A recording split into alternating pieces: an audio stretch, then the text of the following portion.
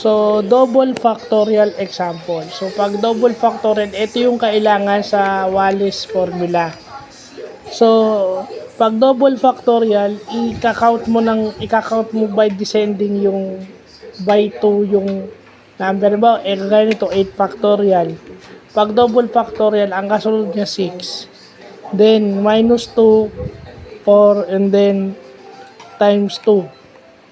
So, pag 5 factorial, 5. Then, minus 2, 3. And then, hanggang sa maging 1. So, ibig sabihin, mas maliit yung double factorial kaysa dun sa single factorial. Yung double factorial, yung dalawang exclamation point. So, yun. Pag-aaralan pa natin yung triple factorial na yan.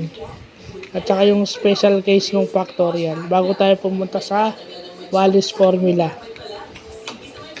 So, yun lang. Butit na pag-aaralan natin yan. Double factorial example. So, yun lang po.